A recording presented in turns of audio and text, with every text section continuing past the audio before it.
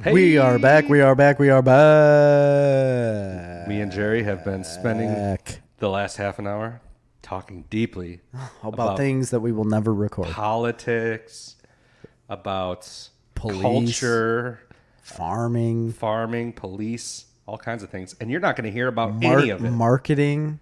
Guess what? Yeah. And guess what? That's not this podcast. We don't talk about any of that. So therefore, we didn't record it. If you want us to talk about that, I guess you need to let us know. But I don't think anybody does. And even if you want us to, I don't know if it's in your best interest psychologically. Yeah. I don't think you want to hear us talk about this. First of all, because I am so communist that you will get like really aggravated. you might run for office someday and regret that you just said that. The red hammer. I'm not going to run for office. No? Why not? I can't. You could. No, I cannot as a federal employee. Yeah, but you can retire. Well, yeah, if I retire, yes, but I won't retire. I mean, until... as a government worker, you retire at what, 40 years old? No, I can retire at 57 years old in 6 months. That's insane to me. I don't understand this whole retirement thing. It blows my mind. And I will be able to do that. I didn't come from a family where anybody worked an outside job. No, you've been a sleazy farmer your whole life. I've never had an outside job really to speak of. So this whole like notion that of people like retiring at like 50, 55 years old. And I know yours is older than that, but there are a lot of people that can retire at like 55. Yeah. It's mind blowing to me. That seems so young. 55 seems like a child still. Yeah, but most... It's like you're just getting off of a bicycle. Absolutely. A tricycle. Almost every single retired. person that does that gets another job. Yeah, I know. And has another career. But they're like a greeter at Walmart. Well, I know, but like your daily life of waking up and like doing whatever you need to do is what they then do in retirement. I just think it's crazy because, I mean, most you people... live a life of retirement is what I'm saying. Most people obviously retire at like 65. You know, your average Joe. You pretty much got to get into government or unions to get those early retirement times. So the government is not that way. Well, you need to get into... Teachers can retire young. You need to get into Caterpillar in the 90s or, like teachers can retire pretty young. That's the government. That's a state. The government. The state. It's not federal. There's a difference. But it's the government. Yes, it is. But you have to make like what am I trying to say? Like the difference. Like the difference there has to be said because state government and federal government are very different things when it comes to working, payments, retirement. Like all of that is very different. Teachers is always like, that seems awesome because well, it used to. Wasn't there like a big uproar about teacher retirements? They retire with like their full salary from like an average of their last 5 years teaching, I believe, or some portion of that. And then, so it's big because that's your end of your career. Yeah. And then you retire with that like in perpetuity, but it also increases by 3% cost of living every year, and you're not taxed on it. What? Yes. Well, I mean, oh my God. I'm not bemoaning any teachers here. I'm just saying great. Like that's why the state's broke. Oh, I can understand that. Yes. I mean, that's incredible for them. Yeah. But it's incredible for... But isn't it different now? Like, it's not that way now, right? No, isn't it's there still that way, I'm pretty sure. Really? They might have reformed it a little bit, but generally it's that process. It especially rocks if you are a teacher in a school district that pays big money, which lots of school districts don't pay big money, especially like downstate, central Illinois. If you live next to a power plant, nuclear power plant. Yeah. Which we happen to have like 9 of them around. But, here. teachers... It's not a job I would want to do. I can't. God love them. What's crazy to me is the administrators. They had a thing like... administrators get a donkey load of money. There was a thing... Which is a lot, because donkeys can hold a lot of weight. Yeah. There was a thing I was reading that was talking about like the top 50 pensions for school administrators, like that are on the books right now. Yeah. Oh, my God. Like principals that are like 70 years old that have been retired for like 20 years... that are still pulling down like $500,000 a year.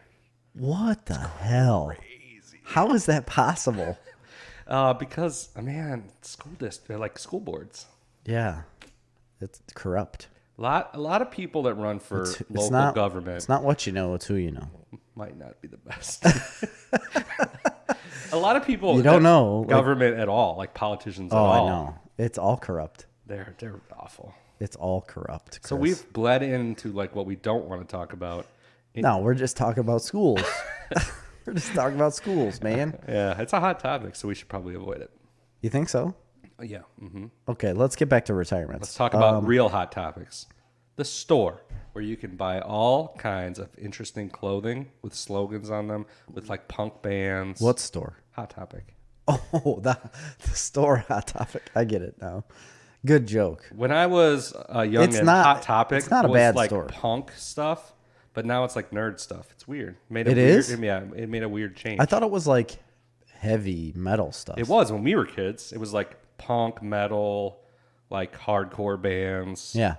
And now it's like nerd stuff. You know what? Speaking of like blending nerd and metal, I'm wearing a shirt that was given to me. Oh, yeah. By a Johnson Farms, Johnson Trucking. He is a Patreon. He is actually a sponsor of the podcast, and we haven't done an ad for him in a while. No, but if you need something trucked, you need it hauled, heavy loads, or if you want to be a truck driver, he is looking for an active truck driver right now that he can hire. Starting wage to haul his $50 loads. an hour. You're going to get $65 an hour, 100% insurance paid for you. Zero deductible. Zero deductible. He'll pay all of that. Your kids will be paid for college and their grade schools, along with daycare. And you get that teacher pension jobber. You're in the teacher pension, along with Caterpillar's pension in the 90s. Yeah. And he will be a godparent. Weekly pedicures, but the kind with the fish that eat the dead skin off your feet. That's part of the job. What is that? They're in the truck. Oh, they got these pedicures where you put you submerge your feet in water, and they have all these little fish in there, and they eat all the dead skin off your feet. Really? Yeah. You've had your nipples eaten off by fish? I have. Not like off, but they're gone. They don't exist anymore. Really? Bluegills. Yeah. Ooh, watch out for those panfish. Biting sunfish. MFers. Yeah. Anyway, so he gave me this shirt, Sean did, and it is a blend of Metallica, my favorite band of all time, forever. I don't care what you think or what anybody else thinks. I think that's a terrible choice, but go ahead. And Star Wars, because Yoda. So Metallica has this record called Master of Puppets, back from the 80s, 88, I believe, or 86. And it was this guy, it was just hands over top of a graveyard that looked like a marionette, right? Like they were moving strings, a puppet master, if you will. Pulling all the strings. Yeah.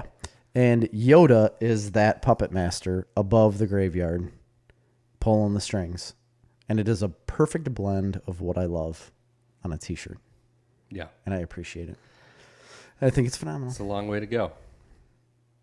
What's a long way to go? That description. Oh, of that shirt. yeah. No. Yeah, that's what it is. You watch the YouTube and you can see it. In summary, Johnson Trucking. They'll haul your house. Yeah. They'll haul your home. And now? And now what? I could blank on what we were talking about. I know. There was something I wanted to get into, too. What was that? Oh, well, we could do a little quick segment because last week, I know, or maybe it was 2 weeks ago, we were talking about our T-shirt manufacturer, another sponsor of the podcast. Paul. Third Pauly Degree Design and Apparel, Morris, Illinois. Paul Waters is the guy. Oh, Pauly W. If you need his contact info, hit us up and we will shoot you over his way. If you need T-shirts made, koozies, he can do screen printing, he can do embroidery, he can do everything.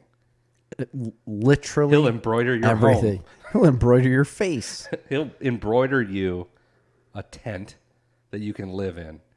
I kind of want a tent embroidered in Chaz.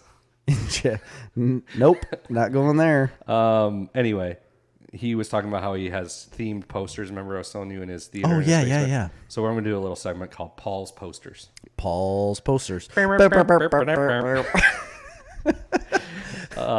He texted me today to give me the update on his new posters.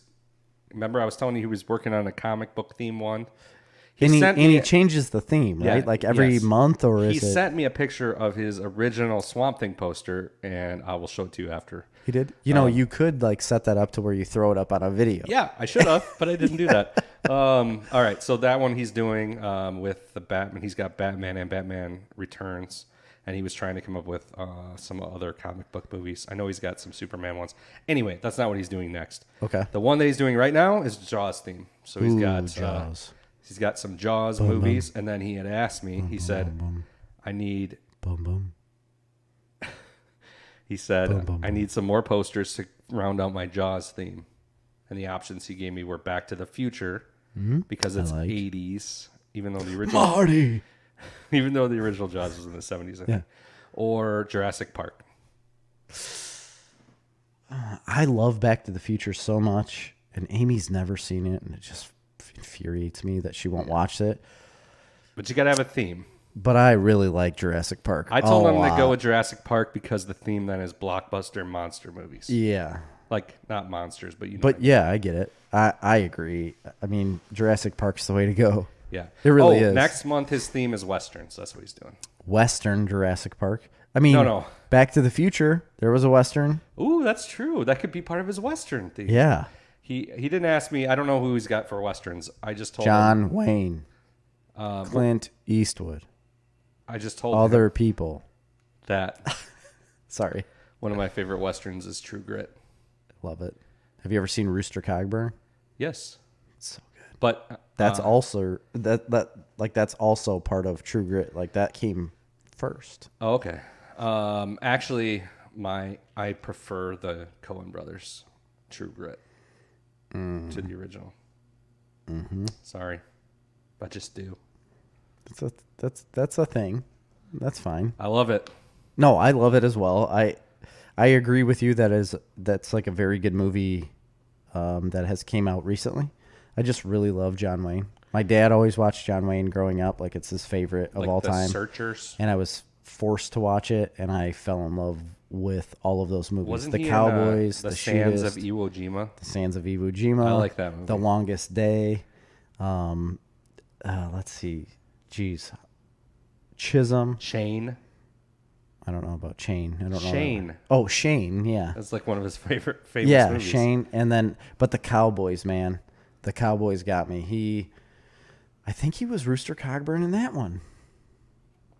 I'm going to be completely honest with you. I haven't seen a lot of John Wayne movies. Oh, I've seen so many. I've seen Shane. I've seen The Sands of Iwo Jima, and I've seen The Searchers. So I wasn't big into his like military movies. I was always a Western guy. Yeah. And I've seen a lot of McClintock. McClintock is like a funny-ish movie that he was in. That's one of my favorites. But the Cowboys, he leads all of these kids. Like all these kids come to his farm and they have to do a cattle drive, and he literally has a bunch of children with him to do this massive cattle drive into Texas, and it's awesome. I mean, there's one kid, the only kid that wears glasses ends up dying, spoilers, and it's a big deal. And like he's super rough on the outside, hates these kids in the beginning, is really tough on them, but then obviously by the end it's more of a father figure where he like starts to love these kids as his sons. It's just awesome. I love it. Well, I have not seen a lot of John Wayne movies. I've seen a lot of Clint Eastwood movies. If we're talking about westerns, yeah. My favorite. You know what? If I got to pick a favorite western, I got to go with City Slickers. The guy that's in City Slickers. What is that old dude? Oh man, I don't remember. City Slickers cast. I know he always does that. Yeah. He always does that thing. Jack Palance. Yeah, he's like, if I was a man. Like, that really shouldn't count as a western, but no, it shouldn't. But City Slickers and City Slickers 2, I used to watch all the time. Rented that from the Bazan Market often. I like that movie. I was just about to say all the time, but I felt like I was going to get called out by Seed and Top. The Quick and the Dead. It's a good one. Mm-hmm. Good, the Bad, and the Ugly. The Good, the Bad, and the Ugly. Outlaw Josie Wales. What is the one with Sam Elliott? I love that movie. They actually... What? Which one? I mean, he has been in quite a few. Am I thinking of The Quick and the Dead? I must be. Yeah, The Quick and the Dead. That's the one I'm thinking of with Sam Elliott. Love that one. Yeah. Outlaw Josie Wales is my favorite Clint Eastwood Didn't movie. they make another Quick and the Dead unrelated with Leonardo DiCaprio. They did. They did? Not related, same name, but it had Leonardo DiCaprio. Oh, it's and not Gene the same Hackman in movie, it. though. No. Oh, I don't know. I didn't know that. Yeah, it's a Sam Raimi movie, and it's also a great movie. Really? Yeah. Is that on Gene par Hackman, with Russell Crowe, and Leonardo DiCaprio? Is that on par with The Man in the Iron Mask? It's way better than that. Oh, good. This one has story contributions by Joss Whedon. Oh, I have a news article about him. All right, well, let's move on to that. That was just Paul's posters. Paul's posters. So was he doing Jurassic Park then? Or? Jurassic Park and Jaws, I told you. Oh, okay. I didn't know if that was like solidified that he was Isolate. actually going to do that. I believe so. I will get pictures for the. So it's Jurassic Park and Jaws for this month? Yes, for this month, for the month of July. So he changes does it every month. He does change it every month. Yes, he does. That's wild. It's amazing. So he's constantly buying posters, Yes. like all the time. Yes. Is he married? Yes. Boy, he's got a good wife. He does. She's really cool. I never met her. So I mean, I agree she's very cool because it's hard to have a hobby where you get to buy things that often. yeah, You know what I mean? Like, I don't know. Most people are. I probably spend more on comics than he spends on posters. I bet. You think so? Yeah. You have a problem. I don't get any more. I'm done. I quit them. Yeah, because you never read them. You don't pay attention to them. You've collect lost them, your life. Jerry. Collect. Do you even know what you got last month? I didn't get any last month. I quit them. So you don't spend more in comics than he does in posters? Probably not anymore. But I spent a lot like at the Comic Cons. Oh, yeah. Yeah, you did. Yeah, I won't argue that. That's the truth. All right, so on to my news stories here that I have. Talking about Joss Whedon. So there was a little movie called The Avengers. Justice League. Yeah, we're on the other side of the page here.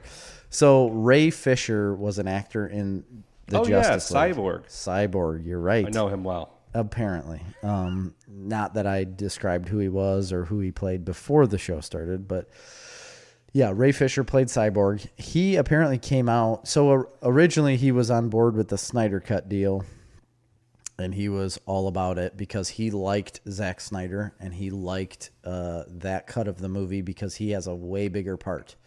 So great. Like, I would assume you would be a fan of that cut because you do have a much bigger part. He came out, though, and made a statement about Joss Whedon when he came on set that is pretty unfavorable. Yeah.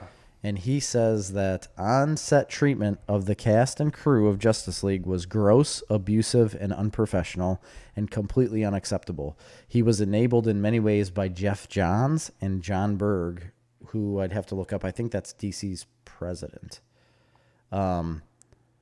But that's a pretty harsh statement about Joss Whedon. Yeah, what does that mean?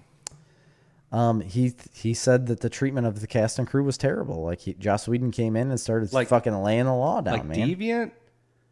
Or like Me he just Too says stuff? It didn't elaborate any more than that. Because, that's the only quote that he put out is that. What is his qualification? I mean, a lot of people have harsh bosses.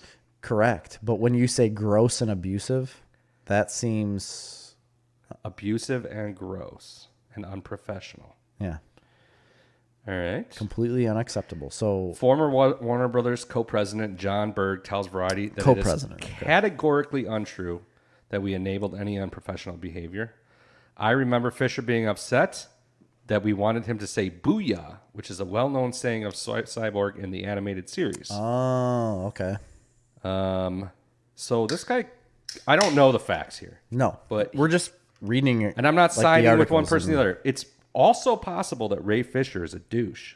Yes, absolutely. It's very possible that this man is a complete tool. But it's also possible that Joss Whedon is a complete tool. Could be. I don't know. Who's right? He's been pretty successful in the whole Marvel cat.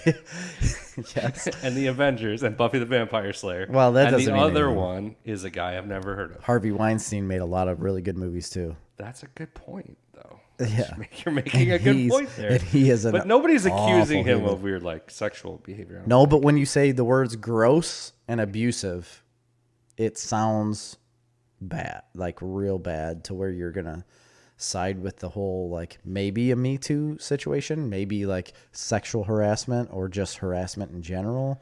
You don't know. I don't know if that's the case. I'm just speculating, but it sounded bad. He's the only one that's came forward and said anything like this. Nobody on the Marvel side of things has ever said a bad word about Joss Whedon.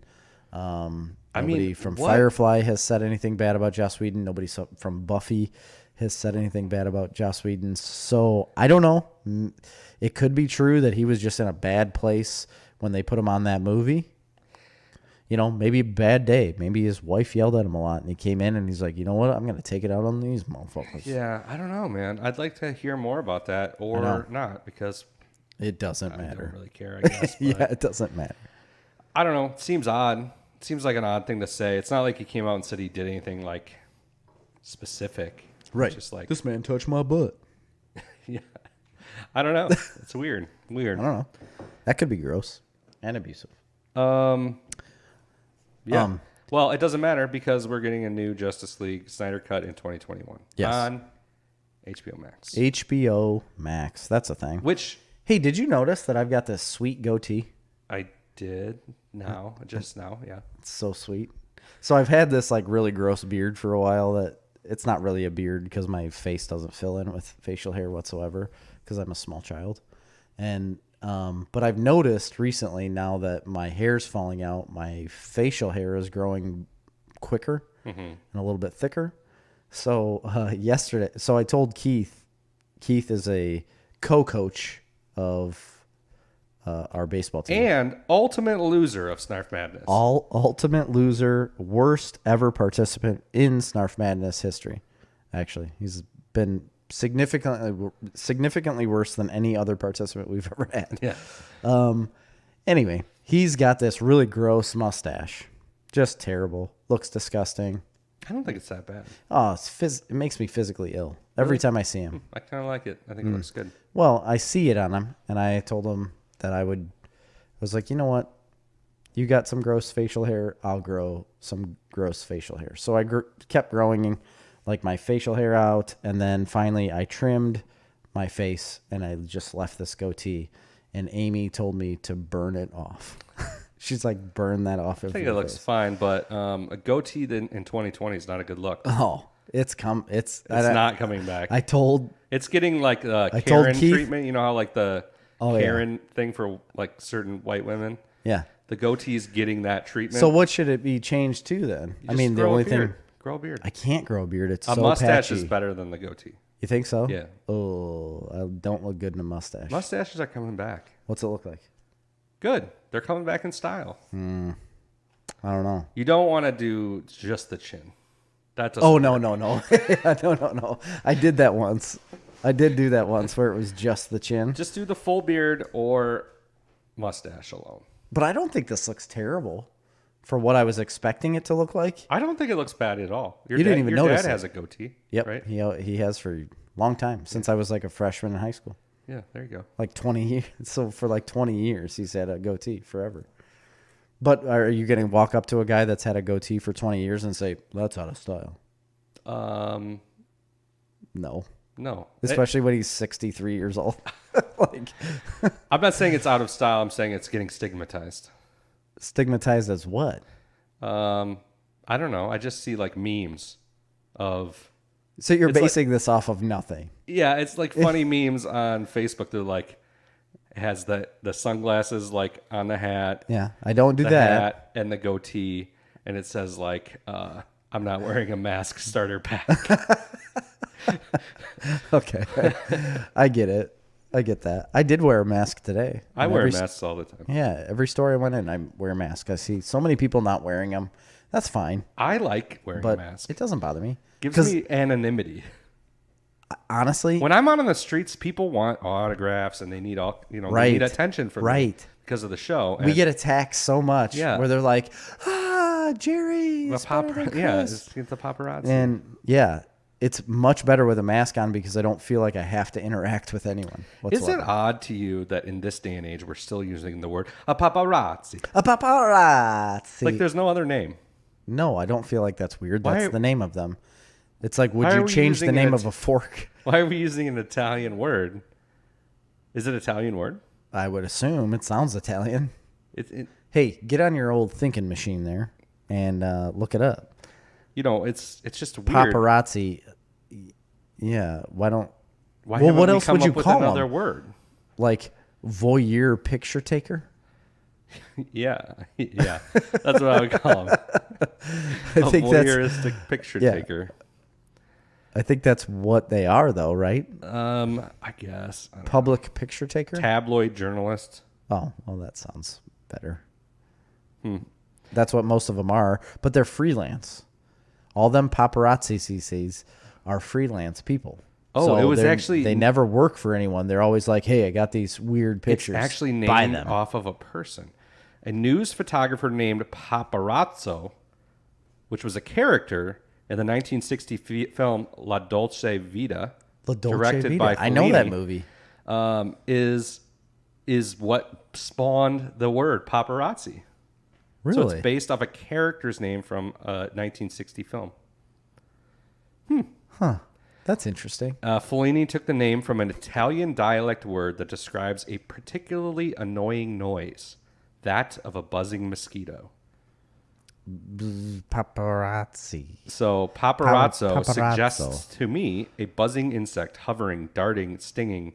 Those versions of the word's origin are sometimes contested. I've never, ever thought of the word paparazzo or paparazzi. A paparazzi. When a mosquito is around. A margarita. That is two different ends of the world, buddy. A fettuccine. No, margarita pizza. That's from Italy, right? Yeah, it's spelled differently. That's the way I was pronouncing it. Oh, okay. Margarita. Margarita. Anyway. There's an H in there. Speaking of Justice League and HBO Max, real quickly, did you happen to, as a DC subscriber, okay, are you still? Of course. Did you happen to get an email this week? I didn't pay attention. It is offering HBO Max for $4.99 a month. Through the DC app? Just in tandem. Oh, all right. For the remainder of my DC subscription, which is a year. Yeah. So I'll get $4.99 a month HBO Max for on a top year, of the subscription cost for DC. which I already paid. Yeah. Oh, you paid it for the year? Yeah, I just paid. I would have assumed I have too. It was like $60 for the year, I think. Yeah, I would have done that. So I'm like, sweet. So obviously they're offering a bundle package now, and I'm going to take advantage of that. They should, yeah, because the only thing annoying is I can't get HBO Max on my freaking Fire Stick. But if it's coming with DC, no, it's still you can't get the app. No, well, they don't have the app. It's like not available to download. Not available in the App Store. There's something wrong with that. What's the deal with Amazon? It will be eventually. Because Amazon has HBO on their HBO Now, yeah. We talked about this. I know. Amazon it doesn't is pissed freaking make any sense. because they will not allow, HBO is not going to allow people to subscribe through Amazon Prime channels, which is how I subscribed. I canceled. Yeah, that's what I did. Like 50% of their subscribers are through Amazon Prime channels. They're not going to allow that? Not yet. Well, they have to make a deal. They will eventually. How uppity and stupid. Like, it's all about making an extra buck, even though you're going to make a bajillion dollars. Like, you're going to make so much money. And they're still getting, it's the same amount of money, whether you do it through Amazon or not through Amazon. So I'm assuming most of that money goes through to HBO. Absolutely. Like, they have to probably pay Amazon a fee to have yeah. They whatever. probably get like a But they're doing commission. that anyways with their HBO Now app. They were doing that anyways. Yeah, I don't know. I think it has more to do with like a licensing deal, or I don't know. Anyway, I just thought that was interesting. That. So if you have DC, you should probably take advantage of that offer. And if you're already paying for both, you should somehow figure out how to take advantage of that offer. Take advantage of it for sure. All right. Do you have any news? 'Cause I got a couple like interesting articles we can talk about. Actually. Yeah, so I talked about the Joss Whedon thing. That was some news. This really isn't news. It's more of a kind of an open question about a very popular game right now with people. Do tell. It's called Animal Crossing. People love that game. What is this? Like there are people or there are animals that live in your town that are you crossing. create. They're crossing. They cross over into your tracks. town. Yes, back and forth. You got to make sure they don't get hit by trains. That's what it's about. There are specific, I don't want to say people, but there are specific animals that are named things that live in your town. And some of these people are more valuable than others, is what I'm finding out. I think we're learning in our society that that's not a good approach. I should say rarer. Like, it's rare to have this specific animal named Max, let's say, or like Jill. Like, it's rare to have a Jill in your town. And that's all it is. Like, is that all it is? I don't know. Do you know anything about this? No. All I know about Animal Crossing is I thought it was a small child's game. I believe at one time, like back in the day, I did play it briefly on Nintendo GameCube. It was my nephew had it. Yes. Just screwing around. But yeah, it's like a Sims at the time. I don't know what it is now though. A lot of people have told me they really enjoy it. A lot of people that are into gaming. It's blown up really big. And so when I first got my job with the Corps of Engineers, I worked with a man named Kevin, and Kevin was a 46-year-old that lived with his mother, and he played Animal Crossing all the time. I believe it was on a GameCube. It was on like an older platform, because this would have been the original probably came out for 10 N64 years ago. In 2001. It was probably 10 years ago at least that this guy was talking about playing Animal Crossing, and the only reason he played it is because his oldest son Maverick played it. That's great name for a person. Yeah. And so then he saw Maverick playing it, and then he decided, I'm going to play this. So he started playing it. He had like a game guide for Animal Crossing. Like you could buy those guides at GameStop and whatnot. He had one of those. He was obsessed with it. And that was the first time I had ever heard of it. Sounds to me like it's kind of similar to your obsession with Farming Simulator. You know what? I can't argue that. In Animal Crossing, the player assumes the role of a human character who moves in a rural village populated by anthropomorphic animals and lives there indefinitely. Gameplay is open-ended. Players have no defined objectives, but instead are encouraged to spend their time in the village performing any number of activities, which include collecting items, planting plants and other items, and socializing with village residents. Animal Crossing games are played. This is what people are crazy about. Animal Crossing games are played in real time, using the video game console's internal clock and calendar. Thus, passage of time in the game world reflects that in reality, as well as in the current season and time of day. Some in-game events and holidays or the growth of a tree occur at certain times or require some duration of time to have passed. So it's like a virtual world you're living in and doing kinds of things. Huh. High level of customization, which affects the outcome of the game. Do you think this is, I mean, I guess, yes, absolutely it is, because that's what all games are, but like a form of escapism. Yeah, for sure. It's like a MMO or massive multiplayer online, kind of like a World of Warcraft type situation. Yeah. Something where people can live. Well, it's not multiplayer, though. Oh, yeah, I believe it is. Oh, you can have it that way, but you can also have it. I don't think it is strictly that. Well, I think you can have it like only yourself with computer generated. Collecting items is a major facet of the game. Animals. Anthropomorphic. Village, gathering objects. Nearly all objects can be sold for bells, the in-game currency. Yep. Players collect objects to obtain more bells, which can then be used to buy furniture and clothing, purchase home expansions, invest in stocks, and play games. But there's also very rare characters that don't always pop up. And when you have... So are you selling people that live in your town?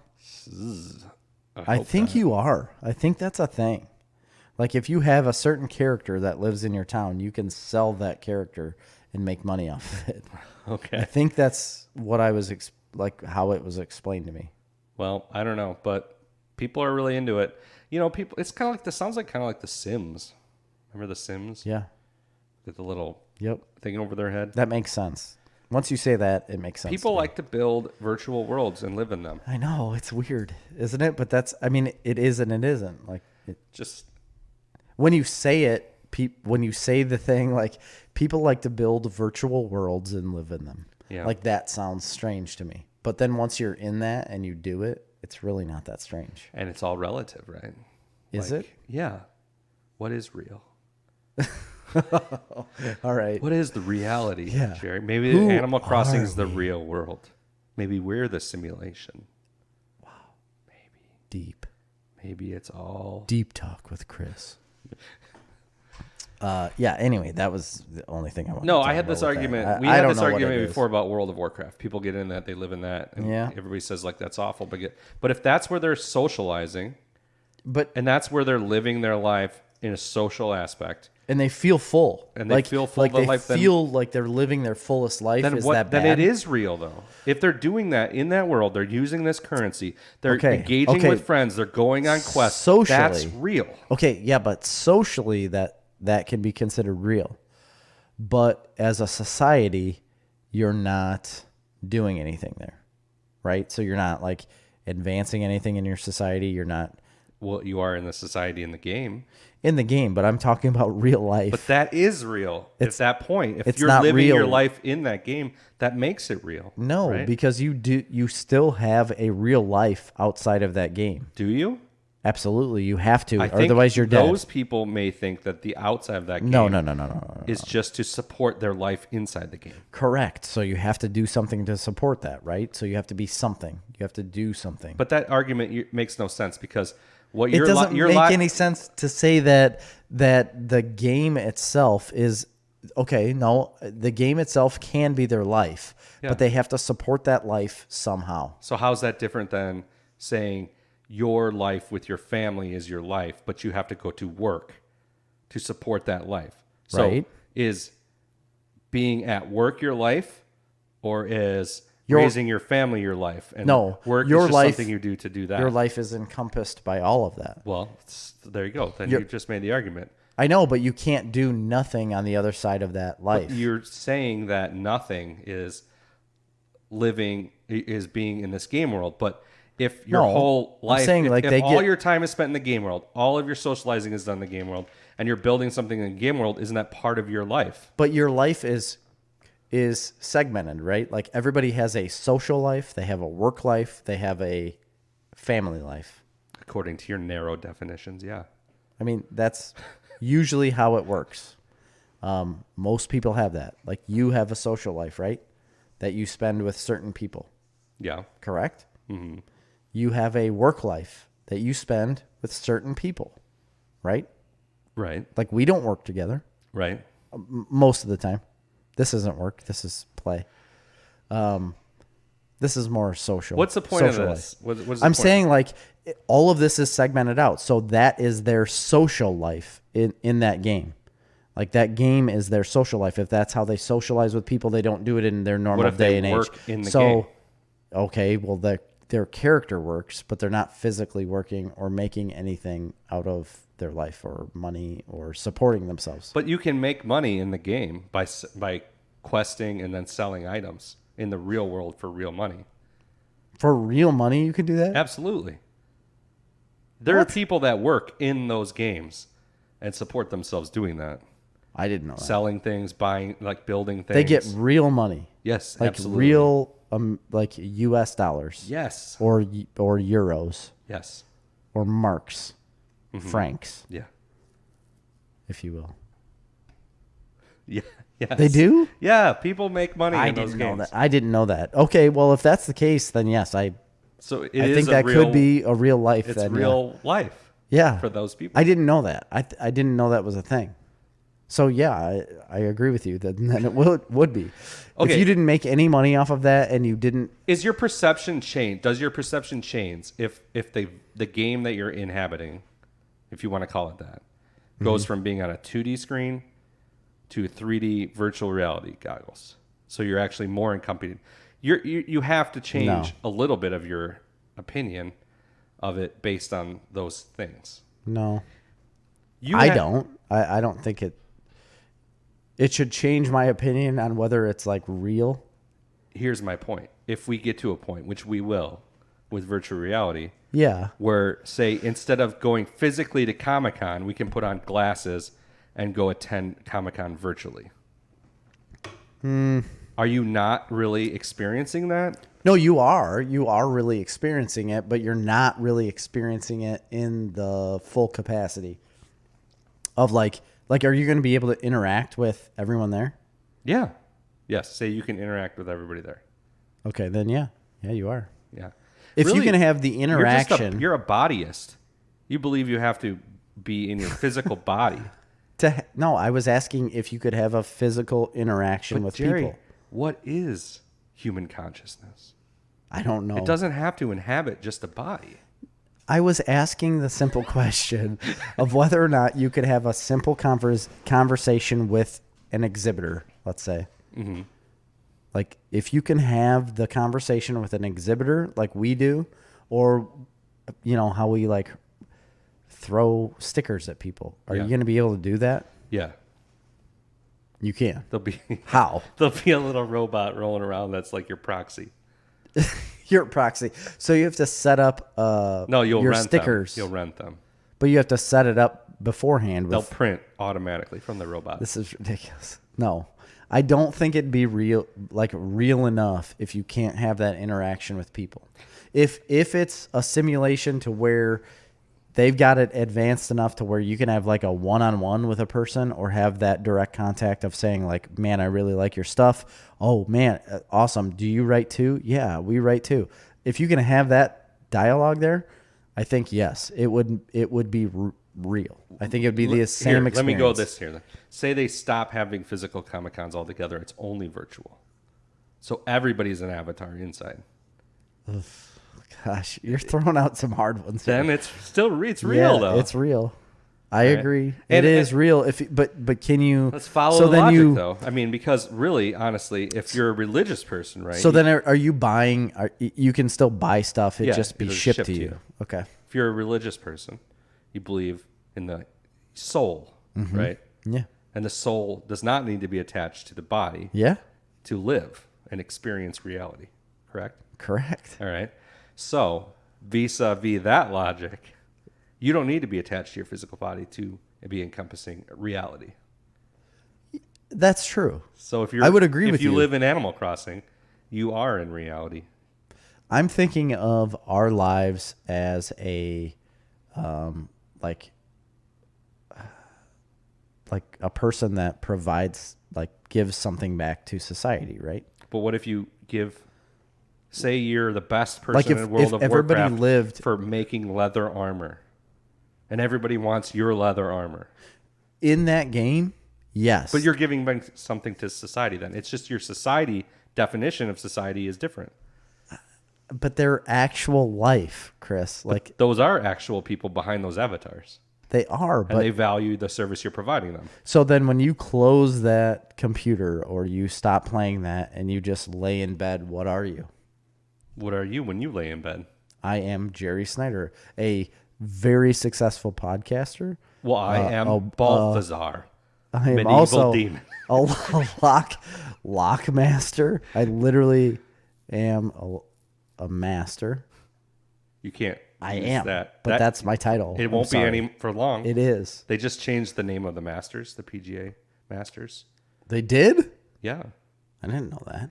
They're going to be changing the name. Well, I am at this point. I'm still a lockmaster. I take that back. Mastercraft is going to be changing their name. Really? They're getting rid of everything with the word master in it. MasterCard, done. All right. Well, my actual title on paper is Lock and Dam Repairer Leader. Oh God! Isn't that terrible? Isn't that not a master of anything? Isn't that terrible? All right. So I'm master of Puppets is the next to go. Nope, that's staying forever. It will not stay. It's staying forever. They're demanding. You can't change Metallica.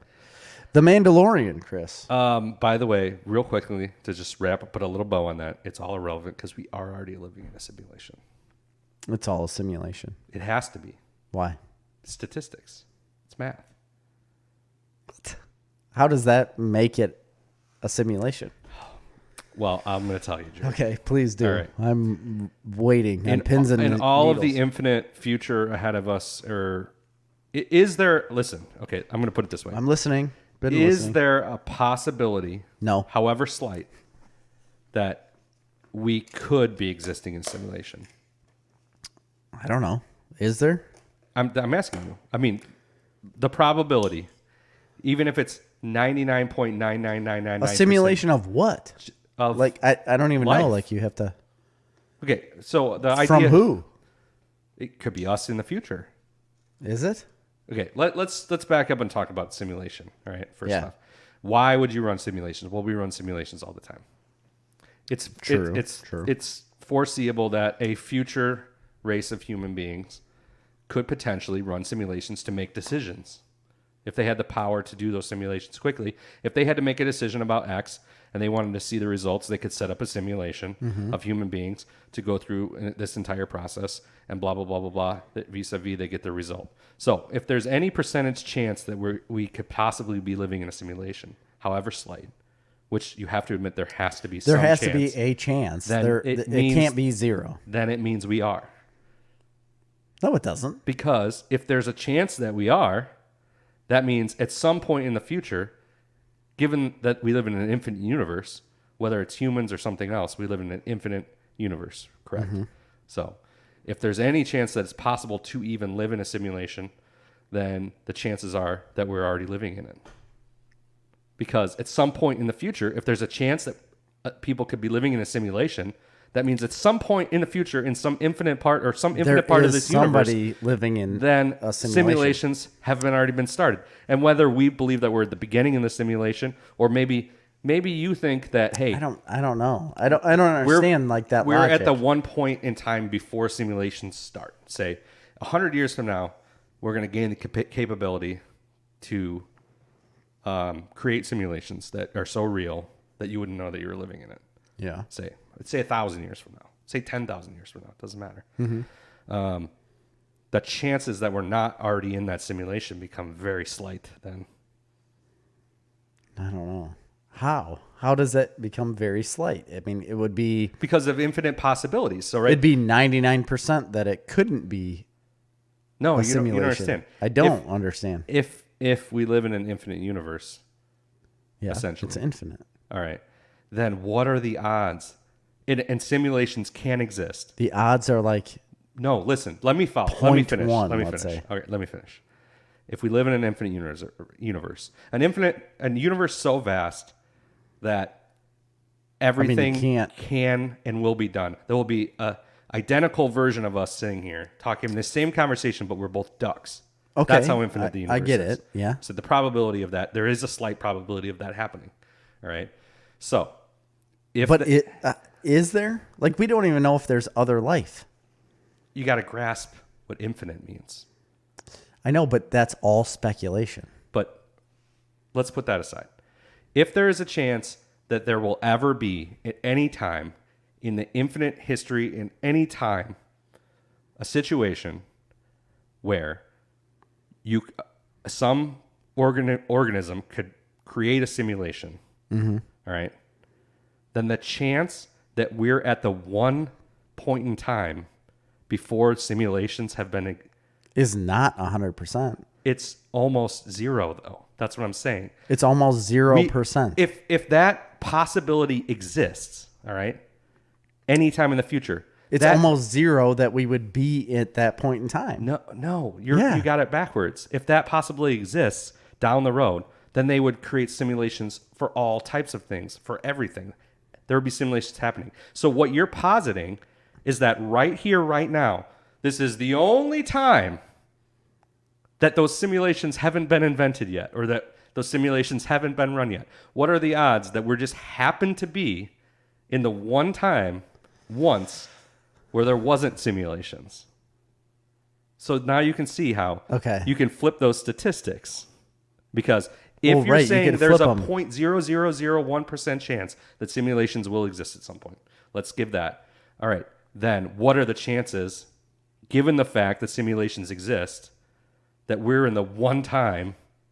But percentages are there for a reason. So if it's like 0.0001... No, but I understand it's about different things. I'm talking about the percentage that simulations will exist. Okay, they do exist. Okay, say they do exist. We know we simulate things all the time here on Earth, right? I'm talking about a simulation that could be so real that the beings within it could be in it and not know they're in it. All right. Yes. So, okay, given the fact that we're agreeing that there is a good chance, there is a chance, any chance, no matter how slight, that will exist at some point in the infinite universe, what are the odds that we just happen to be the one time? I feel like it's very you slim. Feel that way. I just think it's very slim. I don't understand how because the statistics anybody living in a simulation would feel that way. They would feel that it was So slim. are you outside of the simulation? No, nobody is. But you're saying that it's guaranteed.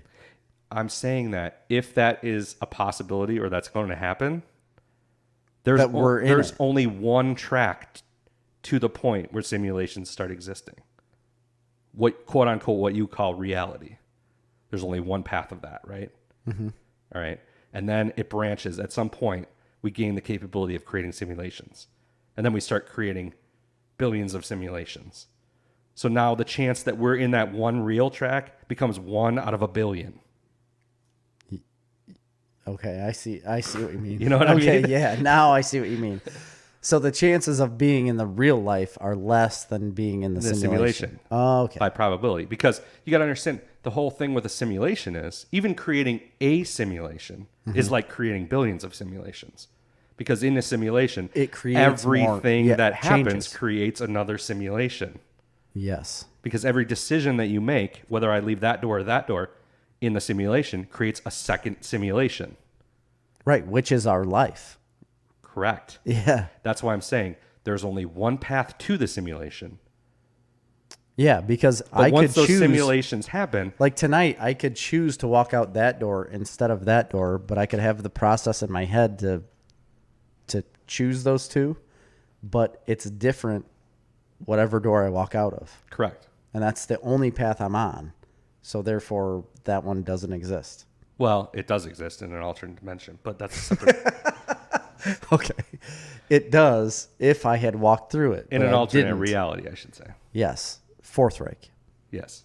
But you understand my point now, though. If we get to a point where simulations can exist, the chances of us not already being in one become slim. I get it. Yeah, I get that. Okay. Mandalorian. So the Mandalorian TV show, obviously, they have a second season coming. They have decided to make that specific time frame into a comic book. Oh, nice. Did you know that? No. Yep. They just decided it. Who's writing it? They haven't said. Oh. They just said, this is going to be a comic book, and they're going to write it. So Taron Killam. You think so? Yeah, probably. He did Darth Vader? I don't know. He's done a bunch of Star Wars stuff. I don't know if he did Darth Vader. I thought he did. He might have. I don't remember. I thought he did. Anyway, yeah, that was my little bit of news there. Just drowned it out by simulations. And that would never have happened if we weren't on this specific track. Courtesy of Elon Musk. He told me that. Yeah. Did he? Did he talk about that? Yeah, on Joe Rogan. Oh. He explains it way better than me. So just go back and listen to him. Do yourself a favor. All right, what else you got for news? That was it. All right. Well, I covered mine. I have a couple big watching some movies that I watched that I really want to talk about. Okay. But before we get to that, I don't have any news myself. I did find a couple articles we could talk about if you'd want to. Uh-huh. The best 18 movies coming to Netflix in July that are worth your time. 18 of them? Yeah. Again, this is not our list. No, not ours. We didn't curate this. These are new movies coming to Netflix in July that they're saying are they exciting? Are the best. I haven't looked at any of them yet. Ooh. You never know. I know. I don't know. Ali, I should say. Oh, I was going to say Ollie, like Ollie. Like that doesn't sound too exciting. Will Smith, Ali. Oh, yeah. That's coming. Heard that was a good movie. It is really good. Sting like a butterfly and float like a bee. Yeah, that's right. Here is one that is coming that I will watch. Airplane. Oh, like the old school Liam Neeson. Yes. Liam Neeson is not in Airplane. What? What's that guy's name? Leslie Nielsen? Leslie Nielsen. Leslie Nielsen. Leslie is that Nielsen. Right? Is that his name? Yeah, it is. Gray-haired guy that was funny. I love Leslie Nielsen. Yeah, that's right. I love that movie. Classic. I thought Airplane 2 was the one that says, "Surely you can't be serious." No, I am serious. That's the Don't first call me one. Shirley. I'm pretty sure. Oh, all right. What's your clearance, Clarence? What's your clearance, Clarence? Clarence. Yeah. What's your vector, Victor? Classic. The Devil's Advocate. You know, I don't think I've ever seen that movie. Oh, it's a great movie. Who's in that? Al Pacino and Keanu Reeves. He is? Yeah. For some reason, I was thinking Dustin Hoffman. And Charlize Theron. Is that a 90s movie?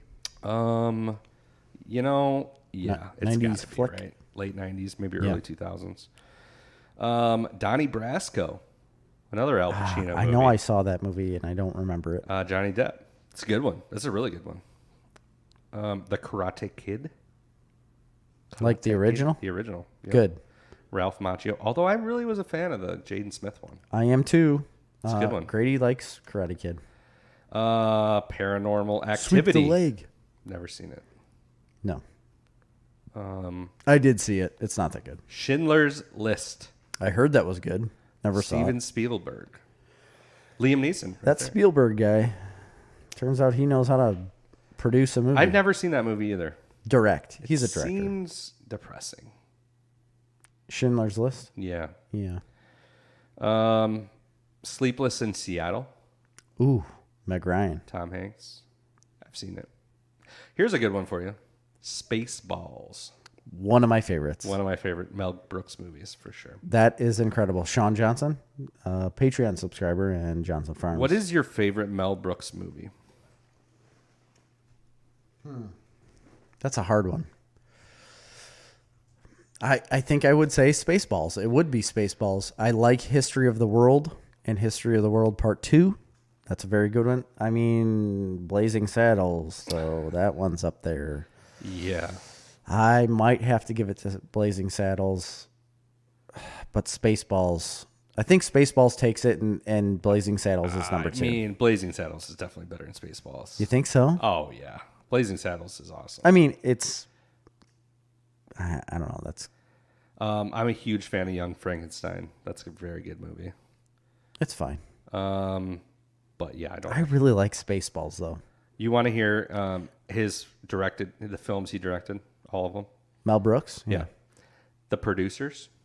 Don't know it. You never seen The Producers? Nope. This is like the original, but then they remade it like several years ago. It was a Broadway show. Anyway, that's got a 91% on Rotten Tomatoes. That's pretty good. The 12 Chairs, never heard of it. Blazing Saddles, 90% on Rotten Tomatoes. Young Frankenstein, 93%. Silent Movie, 81%. High Anxiety, 75%. History of the World Part 1. Those are so 62%. good. Have you seen those?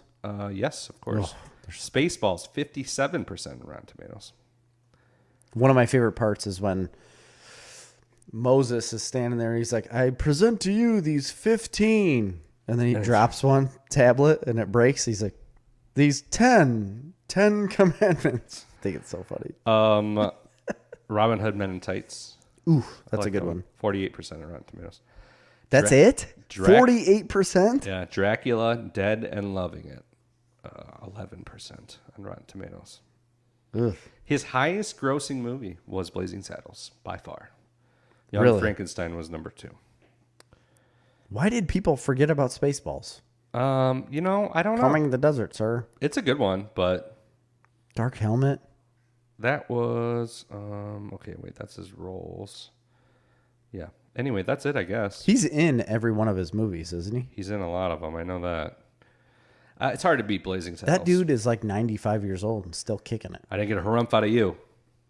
Harumph. Where were we talking about? Oh, 18 movies. That's right. The Town, Ben Affleck. That's a good movie. That's a good movie. Yeah. Total Recall, the original. The whole Arnold Schwarzenegger head. I'll watch that again. Yeah. The Lorax. Come on, nobody cares about that. The Old Guard. It's coming. Like, based on the comic. That's coming out coming up? Yeah. Charlize Theron kicks butt, major butt, in the action movie based on the graphic novel. I tell you what, I have high hopes for this because the comic book is phenom. The Notebook. I just talked about this because of Rachel McAdams. Yeah, well, we might talk about her later. Yep, I think we will. I've never seen The Notebook, though. The Last Dance. You have never seen The Notebook? No, I don't think it's not bad. The Last Dance is coming. I want to see that. I didn't catch it on ESPN originally. I didn't either. That's coming out to Netflix? Yep. Good. I'm skipping some, by the way. That's it. That's all those. So yeah, there's that. I forgot to put that in That's all right. I forgot to put that in my what I'm watching. Which one? The one. I'll tell you. You know what I want to see is, I believe on Disney Plus, they're releasing Hamilton. Yes, they made it into a movie with the original cast. Yeah, but it's just it's like a rated R. It's like video of them on stage, right? Yep. Yeah, I want to see that. I did see Hamilton in Chicago. I know you did. Not with the original cast. No, the Chicago cast. But it was very good. Very stressful. Really? Yeah, because you have to pay hardcore attention to hear the words because they're rapping. Yeah, and it's like 3 hours long, so you're like on the edge of your seat the entire time, just trying to hear what's going on. Really? Yeah.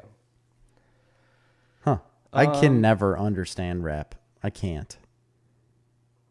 Like physically understand it. I not that I don't understand I can't understand why anybody likes it. No, I'm not saying that. I can't understand a lot of the words in rap because it's usually so fast and my mind works slow. I'm a slow person, and it's hard for me to like take in all of those words so quickly. I appreciate the art. I enjoy rap, but I haven't really liked anything since Grandmaster Flash. I've said that time or time again. Yeah, okay. Wu-Tang. My brother's doing bang with my mother's TV. Says she wanted too much. She said it's not healthy. Yeah. Yep, we've done that before. That's like the background music. Okay. Grandmaster Flash and the Furious 5. All right.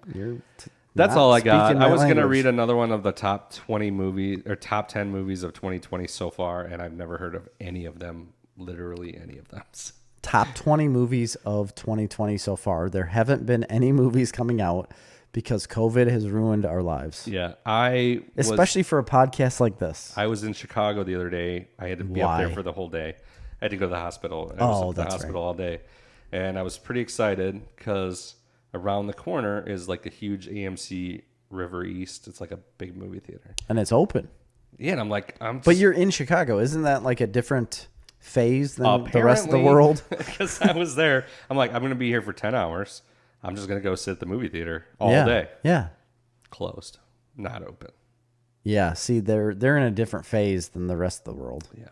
But I thought Grundy County was in like that phase of things with Chicago. I think people in Grundy County are just doing whatever they want. Revolted. I know some people that went out to eat into the bar this weekend, and there was zero, there was no tables blocked off. But it's outside, completely, though, right? Nope, inside, packed. Everything was solid packed. Really? Nothing happened. I didn't know that. That's what I've heard. I have not experienced it myself. I have not eaten inside any restaurants yet. Me either.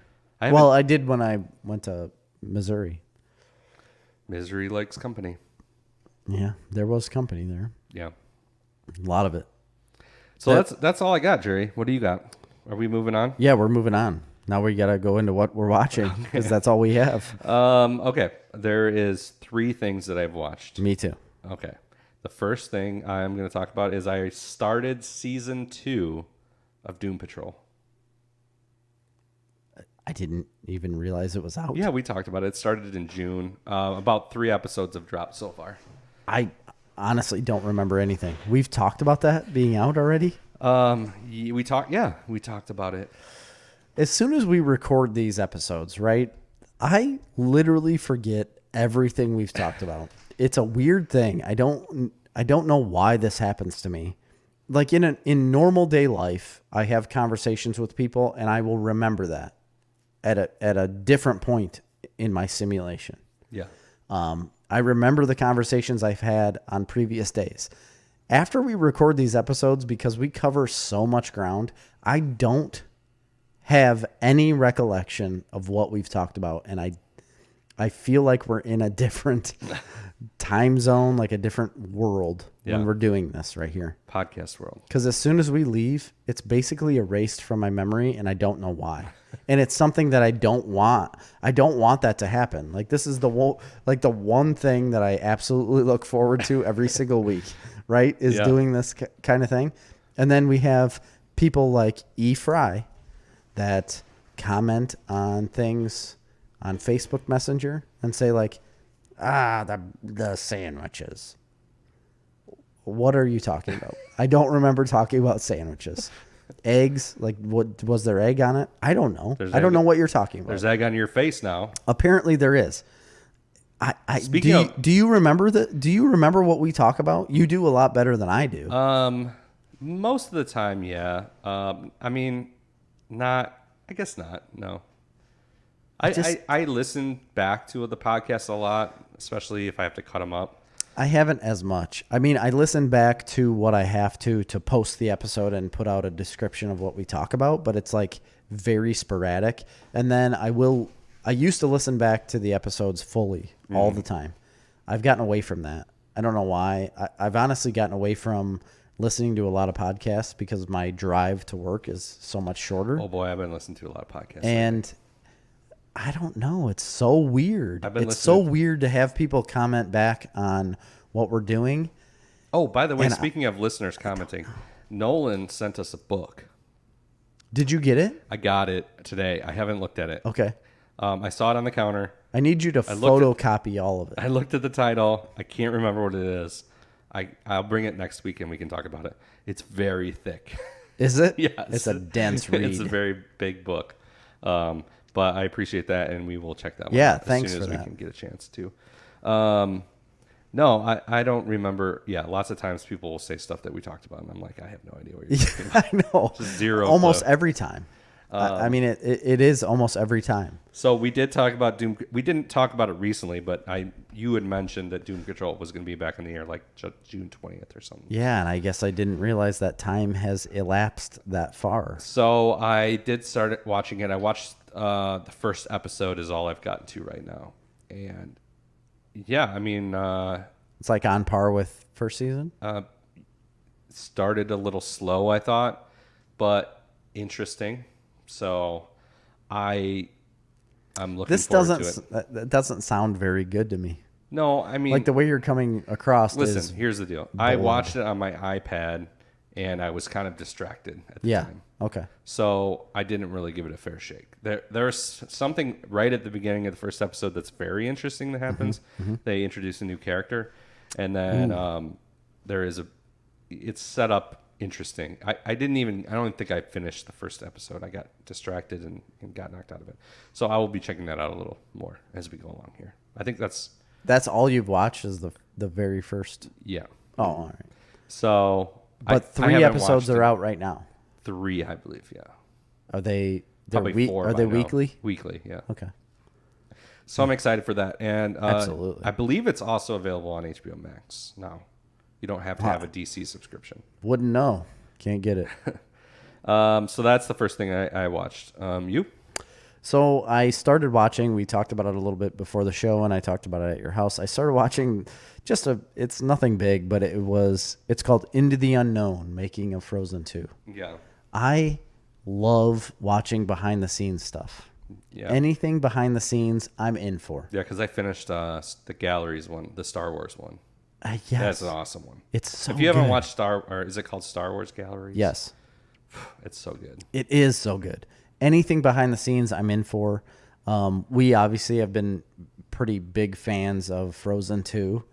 You took a little bit longer than most to understand that this was a far superior movie than the first. Yeah, I still don't love it, though. I want to be clear on that. You don't? Like, I like the music, but it's not one that I would probably rewatch a bunch. Oh, my gosh, you're such an idiot. No, it's a good movie. I'm not saying it's so not. So dumb, Chris. It is far superior than the first. And my kids don't watch it. Really? Not really. Mine only want to watch Frozen 2. Yeah. You know why? Because I've just pounded it into them. It is better. The story is better. It gives you so much more I'm not saying of what it is about. Like I'm ceding that point. Yes, I agree with you. Yeah, and I like it. So therefore, when I found out they had a behind the scenes like making of this show, I wanted to watch it. And what really draws me in is the music. Yeah. So they show a lot of the creation of these songs. And in the very first episode, they do Into the Unknown. And what really caught me was so they record all of the vocals and they do all of that stuff. That's great. But when they get the orchestra, the live orchestra in the studio, and the producer of Frozen 2, like the creative director for Disney, or the creative director for animation for Disney, was in charge of Frozen 2, and then she got the promotion to be the creative director for all animation. So she was overseeing a lot of things, but she was dedicated to Frozen 2 at the time, and she's sitting in the booth. A lot of people are, and Adina Menzel was in there as well, and they are sitting there, and she's like, Menzel's like lip syncing the words as they're playing it, but then you watch the orchestra play the music, and seeing them like listen to this live music, and when like the big beats hit, it's just like blowing them away, and they're just like, oh, like blown away by all of these beats of music. And I just think it's really, really interesting. Like that interests me big time. We went and saw, what was it? The Chicago Symphony. Yeah. Mm-hmm. Yo-Yo Ma. That was one of the best things. Yeah. Yo-Yo Mama. That was one of the best things I've ever seen in my life. If you haven't had a chance to see a live symphony orchestra, you need to do that. I'm telling you. Chicago Symphony Orchestra is fantastic. Incredible. Yeah. You feel the feel the music, the way the whole room is, like the acoustics of the room, and the way they set it up. I think we were at a particularly good show. I've probably gone about 3 times, and that one was by far the best. It was the guy, I can't remember the composer's name, but he was first debuting this new score, or whatever you call it, with Yo-Yo Ma. It was amazing. That was the best one I've ever been to. I tell you what, like people can make fun of that type of music, like orchestral music and stuff. I don't know why. It's timeless. Why would you? No, I know, but people do. People criticize that kind of stuff and say like, "Oh, that's boring. That's for old people." It's not. I tell you what, it's not. When you see it, it's not boring. If you're sitting in the audience and you feel that music when they're playing it, it's unbelievable, and it's something you can't experience anywhere else. It does literally almost transport you. Yeah. It does. It's crazy. I was on the edge of my seat, sitting up like a small child at a carnival. Yeah. I really was. I was so into it. I've always loved music. I've always been that way. But Amy, who is not as into music as I am, was the same way. And she talks about that same show. It's just when you see a live orchestra, it's incredible. Just the skill involved with all of what they do, and the timing and being all together, and just the practice they put into it, and then getting the raw music played in front of you is unbelievable. And you could see that on the faces of these people in this show. They were first seeing it, they felt it, they saw it, and it was, I loved it. Yeah. That's what drew me into this show, and that's why I wanted to continue to watch it. Paul from Paul's Posters fame, he was telling me he went to Chicago Symphony Orchestra and saw John Williams. With the Star Wars stuff. Score. Yeah, he did all of his movies. Oh, okay. Yeah, he did Star Wars, Superman, Jurassic Park. I would love that. Yeah. I would go to that in a heartbeat. Kill to go to that. I don't know if that ever happens again. I tried to get tickets. I remember when that happened, and they were sold out immediately. Yeah. But how did he get them? His wife got them for him for a present or something. I can't remember. That's awesome. So that was my show that I watched. What's your next one? Well, real quickly, I will mention I'm still deep in the Star Wars Rebels world. I'm on the last season now. I love it. How many seasons? There's 4, I think. How many episodes a season? 20? No, it's 400. No, not that many. Really? 12 maybe. I don't know. At the rate you were watching them, I would have figured you finished this a long time ago. I'm not actually sure. I haven't been watching that much in general, so that's probably why. No, there's more there. Okay, sorry. There is 20, I think. Episodes per season. Yeah. The first season had 15, the second season had 22, third had 22, fourth had 16. And I'm in the fourth now. Love it. Is it... So Star Wars Rebels, where does the fourth season leave off then? Or like where does it pick up? What do you mean, where does it pick up? I haven't ever really watched it. So the first season, where does it pick up in the Star Wars time frame? The whole thing takes place before A New Hope. Okay. So it's after the Clone Wars is lost. It's the formation of the rebellion. So it would have been in that like Rogue One time frame. Okay, so it is spanning the gap between Clone Wars and... Oh, yeah, absolutely. A New Hope. Okay. Season 4 is the beginning of like the Mandalorian war. Season 4 is? Yeah. Oh, all right. So... That makes a lot more sense to me because I didn't know if there was overlap there or between like Clone Wars and Rebels or between the movies and Rebels. I didn't know where it fell in place. I think that maybe... I don't honestly care for their animation. Okay, yeah. So season 4, the end of season 4 ends at like the Battle of Endor. So like from Return of the Jedi. It does? Yeah. Oh, so it goes through the movies then. Yes. Season 4 ends at So that. it starts like before the movies and goes through to the end of the movies. Huh. But it spans That's interesting. quite a time gap. Like when it There's starts, a huge time gap Ezra is like a kid, and by the end of it, he's like more of like he's probably an older teenager. So it probably spans several years. And Interesting. There's a lot more Grand Admiral Thrawn. He's great in it. It's such a good show, and for what it's worth, I think it's the direction that Star Wars is going now with Dave Filoni at the helm. Dave Filoni did he do Rebels? He did. And Clone I didn't Wars. No, I knew he did Clone Wars. And I didn't know. Mandalorian with Jon Favreau. Yeah. So that's the direction. Actually, they change a lot in Rebels about what the Force is, and like the whole world of Star Wars is kind of changed within that show. And they've talked about that. Now we know there's going to be spinoffs of The Mandalorian that are directly related to Rebels, but there's things that happen within Rebels that I think is going to influence where the movies go from here on out. Really? Yeah, for sure. It's required watching. It really is. Just so much. Yeah. There's just so much to watch, Chris. It's honestly, it's so really much good. content. That's what stops me from watching this stuff is because there's just so much content. So then what happens is, and the reason I don't start to watch these things is I will only watch that, and then we come and do this podcast, and I only say, this is what I've watched. Yeah. It's just this one thing. Because there's not enough time in my days to watch that much stuff. Yeah. Well, unless I watch individual shows or individual that's movies and something stuff. you need to watch. Golly, it just feels like work. Speaking of Star Wars, this I guess is a little bit of news. I was reading an article today that apparently George Lucas has expressed interests in making his sequel trilogy now.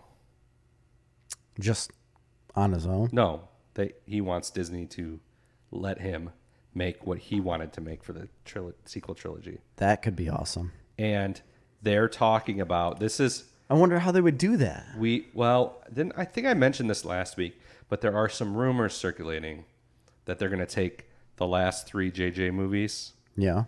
And they're going to spin it as alternate universe. Like this happened in an alternate universe. Really? Yes. I didn't know that. And there's pretext for it within Rebels for that to happen. For it to be an alternate universe type. There's new philosophies on the Force and what can happen within the Force that would give pretext to something like that being possible.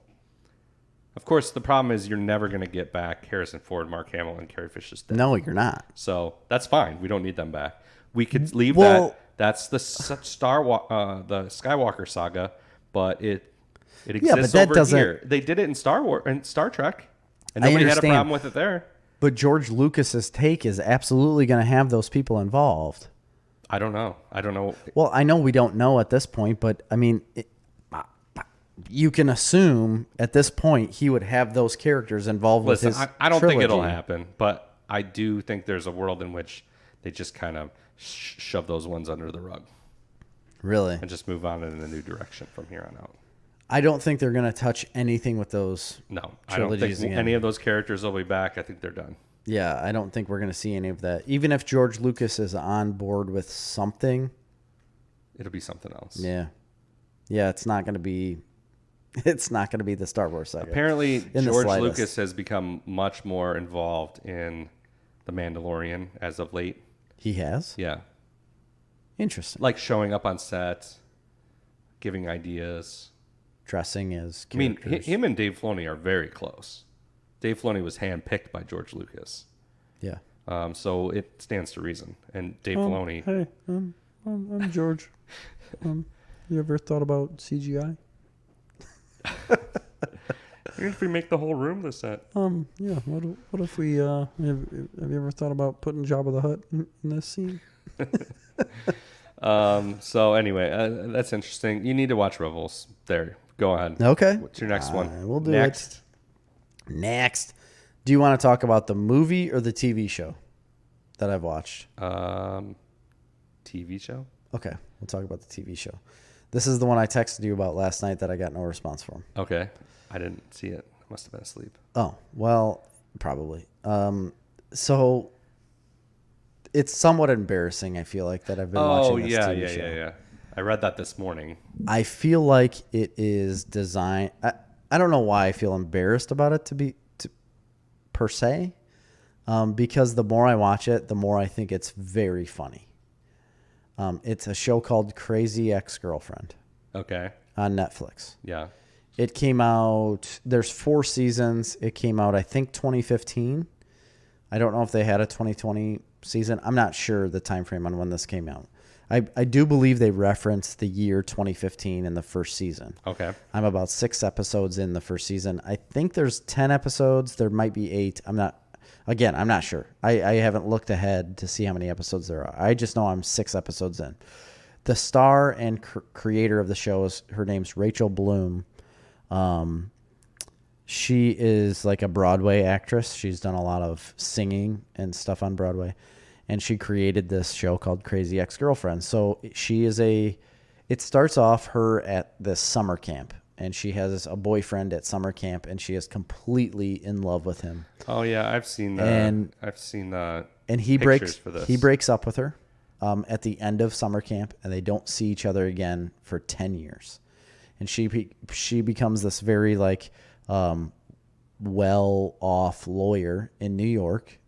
And the very first episode is like, you're going to be, they're bringing you on as junior partner for this huge law firm in New York, where she was going to make $500,000 to $600,000 a year, because she's becoming partner.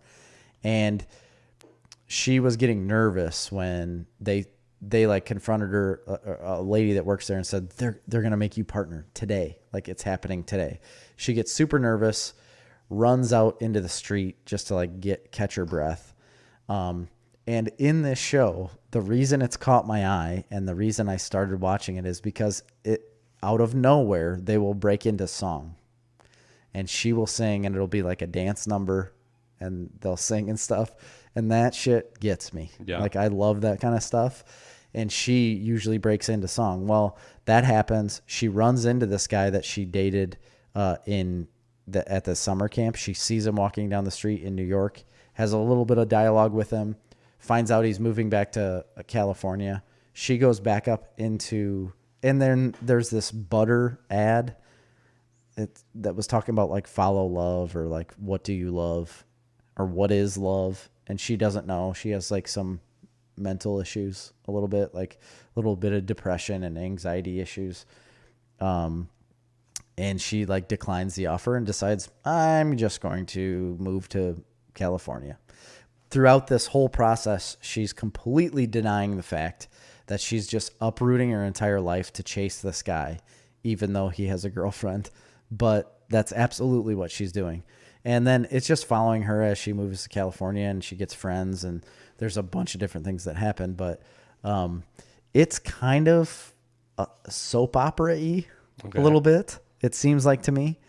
And it's not designed for me in the slightest. Like, it's not a show I should be watching. Amy has criticized me terribly for watching this show. She's always seen it on, and she's like, what are you doing? I don't know, Amy. I don't know. I don't know why I'm watching this, but every once in a while they break out in song, and some of them are like super inappropriate and make me laugh. And that's it. That's all I can tell you, is that there are some songs. There was one last night in episode 5. I'm not even going to speak of it. I'm going to tell you about it after the show. Remind me. It was relatively uncomfortable to hear this man sing this song. But it's very funny, and it's been progressively getting better, and I continue to watch it. And I don't know if I would suggest anybody to watch this show. I guess any female in the audience, I think, would enjoy it to a point. Most males, not all, including me, because I'm one that enjoy it. Most males probably won't enjoy this show. But I just have a weird side of me that I enjoy song and dance. I think it's weird, like this weird sexist world that you live in. I'm just saying, like, the majority of men probably will not enjoy this show. The majority, not all. Now I kind of want to watch it. There are some people that will enjoy it. I'll probably like it. That's what I mean. Like me, I enjoyed this show. But the majority of men, I would say, wouldn't. Okay. If you took a wide poll across the nation, the majority of men would probably say, not something I'd watch. Okay. That's all I'm saying. You can. I would suggest you personally check it out. I would probably. It's a CW show. I don't know about that. It is? Mm-hmm. I didn't know that. It was a CW show. Yeah. There's no way. There's a lot of cursing and really off-putting stuff. I could be wrong. I thought it was. I'm looking at an advertisement that says CW. I thought it was strictly Netflix. It premiered on 2015 on the CW. Well, then it's rated TVMA.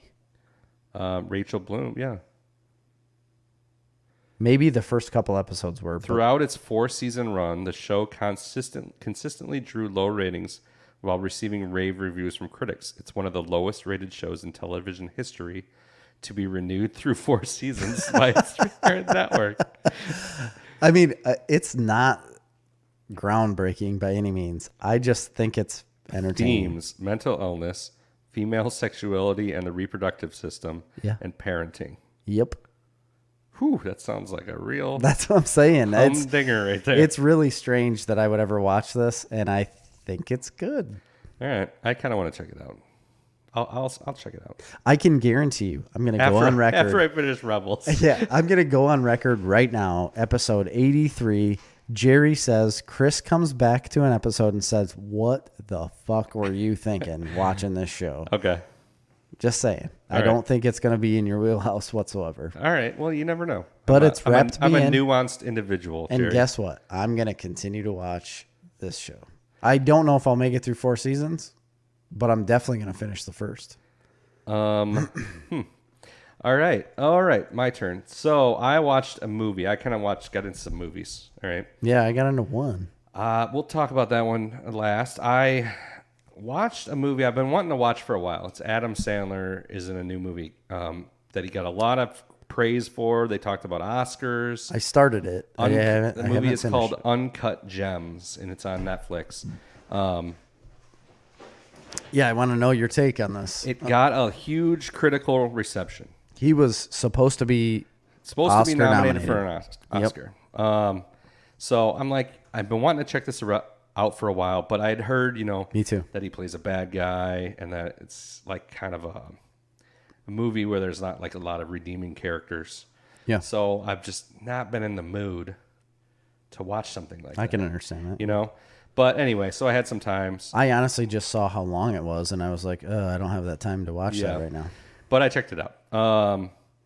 Interesting movie, I will say that. It was not what I expected it was at all. Really? So right now it's got a 92% on Rotten Tomatoes for critic score and a 52% for audience score. Wow. Which is a wide disparity. And I will tell you what, I completely understand that.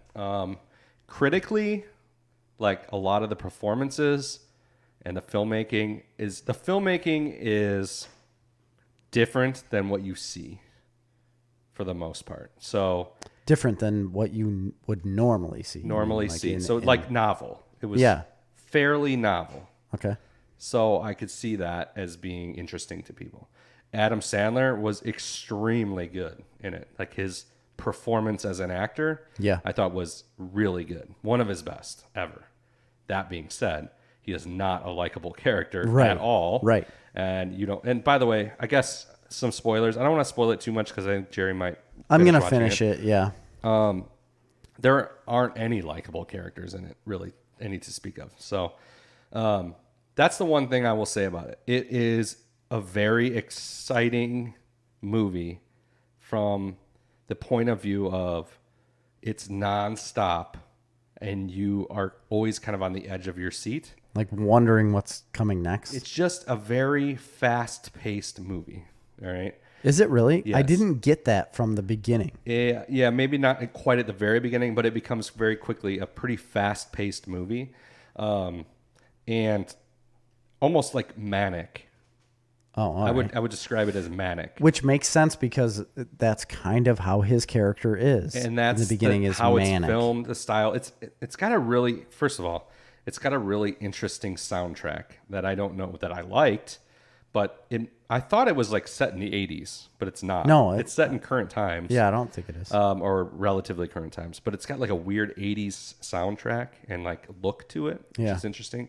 I think the whole world of like this jewelry world area that they're in New York City is interesting.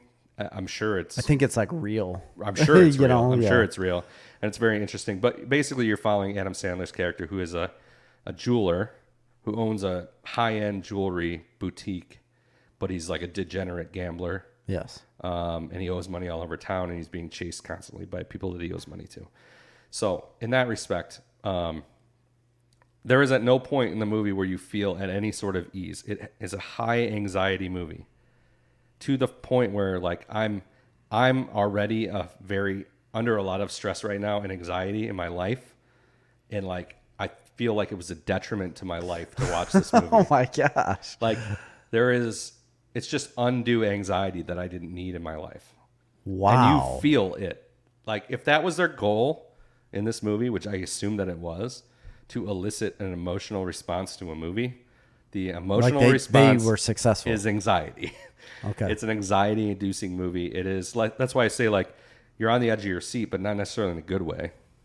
It's just like it's what shoe's going to drop next. Like how's he going to get from here to there? You know what I mean? So my thing is like a movie like that gets me angry rather than this movie anxious. Like it doesn't make me anxious. It would be like, oh, come on. This movie could make you angry, but most likely it'll make you anxious and you think possibly so? a little bit angry. It'll make you angry at the end that you watched it. I just look. Oh, really? I didn't like it. I didn't like this movie very much. There's no likable characters. I don't like feeling anxious and anxiety ridden for a movie. I don't find that entertaining. Yeah. There's not a lot of redeeming story here. There is a twist ending, which I'm glad they did, and it really it builds you up to this certain point that's going to happen, and then the whole thing is changed at the end. Okay. In a weirdly satisfying yet unsatisfying way. All right. So it's interesting in that respect. Yeah, I like that idea. It's another annoying thing though. It's like an M. Night Shyamalan twist. Huh? Yeah, kind of. Another annoying thing is the dialogue. It's nonstop. Just everybody is constantly talking over each other. Like there will be four people really talking annoying. all the time, all over each other, and like I swear to God, you didn't know where to follow. There is no point in this movie where people stop talking. Wow. It's like filmed in that way that's almost like it's supposed to be like overwhelming. Yes, it is supposed to be overwhelming, but also like it's supposed to be like the camera is just a fly on the wall that's catching, sure, real conversation. It's Yeah, I get it. It's a bit much. I can't, in any good conscience, recommend anybody to watch it. Really? It has. You won't recommend anyone to watch this? No, it has. Okay. It has some. It has some interesting things, and it has some redeeming features, and it has some good performances, and it has some novel things. But it is not an enjoyable way to spend 2 hours of your life. That sounds terrible, to be honest. Like, it sounds... Am I glad I watched it? Yeah, I guess. But, I don't know. The ending is, if anything, just for the ending, which is interesting. And there's some interesting things that happen in the movie, but it was just all a little much for me. I guess I can see the critics score being high. I can't imagine it being Oscar nominated though. So anyway, that was my take on the movie. I think you should still finish it. Yeah, I plan on it. This was made by the Safdie brothers. Yeah, and I don't know anything about them.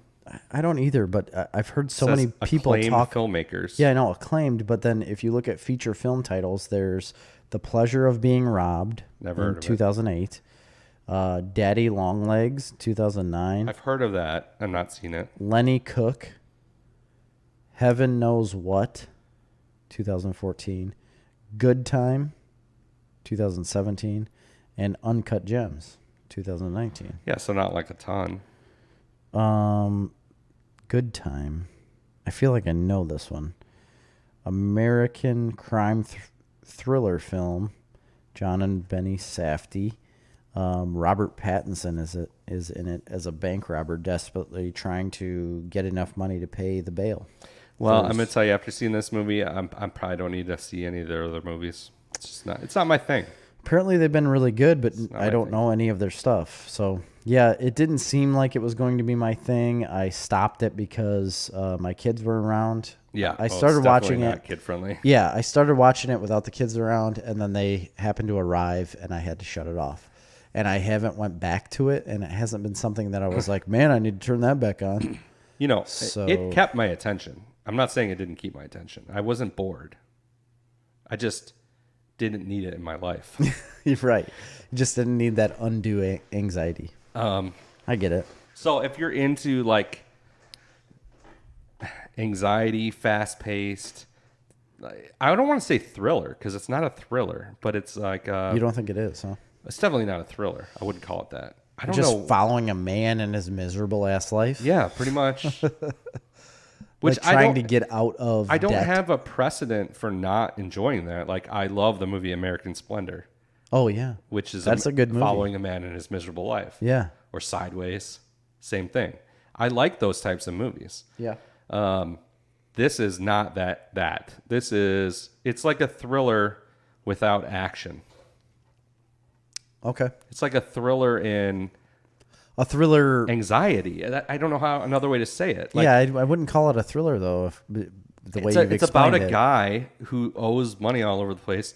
That's just trying to keep balls in the air and make one deal so he can make the last deal pay off. So you know what I felt about it's like the same pawn way? shops.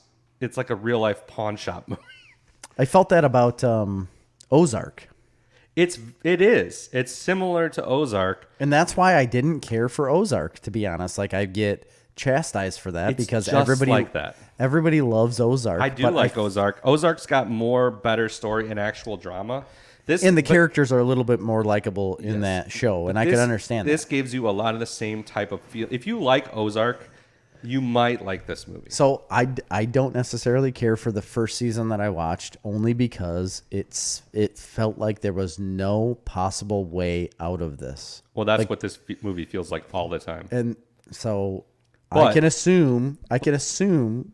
But you're always. I won't care for it. No, but see, not necessarily, because in this movie, it's an assumption. I don't know. You're with him on his journey to make it pay off at the end.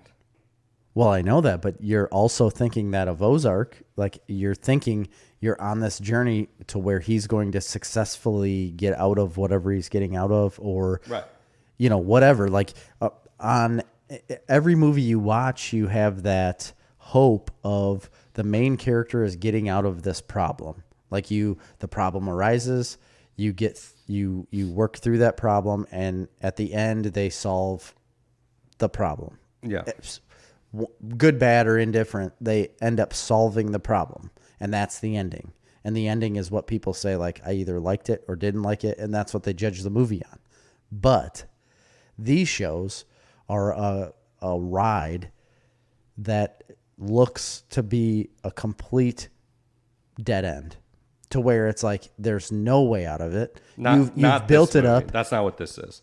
That's how I felt about Ozark, is that you build everything up to a point, and then they continue that ride to nowhere. Yeah. It's like, there's no way possible you're out of this. You've put yourself in a position where you cannot rise above it. Well, first of all, you haven't watched season 2 of Ozark. I know, I haven't. Because that's not the case in season 2 of Ozark. I completely agree. I'm just saying after watching a few episodes, that's what I assume. It's just an assumption. It's just my opinion of what I've seen, and that's why I fell out of it. It's just because it was something that was undesirable of me to watch a guy suffer. Yeah, okay. So it isn't necessarily that you're watching Adam Sandler's character suffer. It's that you're on the journey with him to try and make the big score. And he's got to... Gambling wise. Yeah. And he's got to pay these pipers along the way. Which seems so ridiculous to me when you have this high-end jewelry boutique to where you could be making tons of money. Well, but everything's leveraged on this one deal for this gem. Yeah, for the uncut... this uncut gem. Yeah. That's what the movie's about.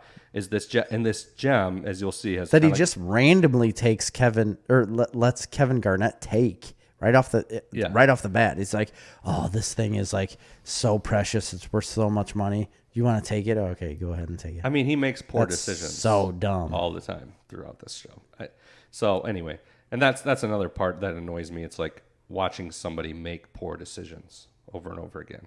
Right, but put yourself in this situation. You know, what if you were Adam Sandler? Maybe it's garnered enough talk that maybe it is worth watching. You should definitely finish it because I want to get your take of what the ending is like. Okay. And it's 2 hours. It was a long 2 hours. Don't get me wrong. But is that all it is? I thought it was like 2.5. I don't know, but it's just a movie. It's not like tying into a season of Ozark. Yeah, I got you. Yep. All right. Let's move on to the last one, which is the same for both of us, right? Yes. All right. So, man, I had an afternoon, and I'm just like... Afternoon delight? No, I just had an afternoon off and this weekend, and I just wanted something stupid to watch. Yep. That I didn't have to think about. I just wanted something to play in the background, really. Sure. And I had seen the ad on Netflix, which in the time now, I guess it's the number one thing on Netflix. It is. For this new Will Ferrell movie called Eurovision Song Contest. No, Eurovision, something Fire Saga. Oh, yeah. I think it's called Eurovision Song Contest, The Story of Fire Saga. Yes. So that's their band name. Yeah. Rachel McAdams and Will Ferrell. So I saw this and I'm like, okay, this looks terrible. I'm just going to turn it on. I'm a fan of Will Ferrell movies. Some Will Ferrell movies, and other ones I'm just like, meh. Yep. And this one just looked pretty meh to me. Yeah. It looked like an SNL skit. Yeah, we talked about it at your house, and I had said the same thing. I saw the trailer for it that Netflix plays. Like, if you are on the movie, it just automatically starts playing a trailer. And I was like, this looks pretty ridiculous. Yeah. Like something that I really don't know if I wanted to watch. I don't think I ever would have watched it. And if I wasn't in that situation where I just was looking for something dumb. I wouldn't have watched it had I not heard you talk about it. So I flip on this movie and I'm watching it, and shortly into this movie, I'm talking shortly in, I find myself getting immensely sucked into this movie. Yes. And as it goes on, I find myself becoming very invested in these characters in this movie.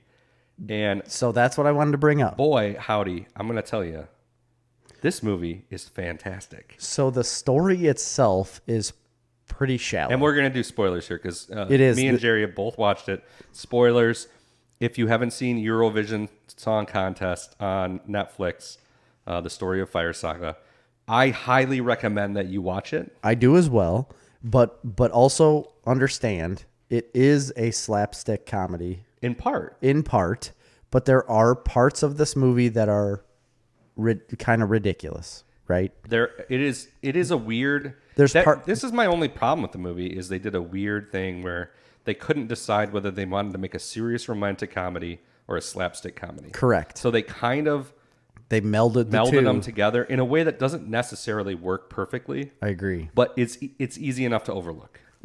And there are parts of it that aggravated me. Yeah, for sure. To where I was like, come on, like just you didn't need to do that part of it. But that doesn't take away from the overall aspect of this movie to where the character development, and the way they make you fall in love with these two people and in everybody around them, even. Everybody's likable in this Everybody movie. Around these two even characters, the you start to love. So-called villain.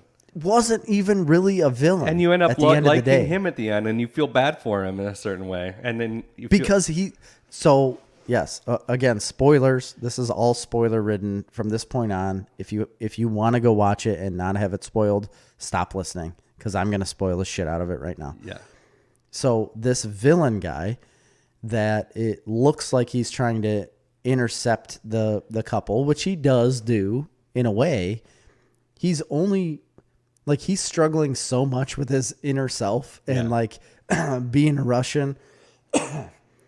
He's from Russia, and there are no gay people in Russia, right? It's a pretty funny scene. Actually, you can't be gay in Russia, but he clearly is. Yeah. He's clearly gay, and he's struggling with that, and he can't be open about it.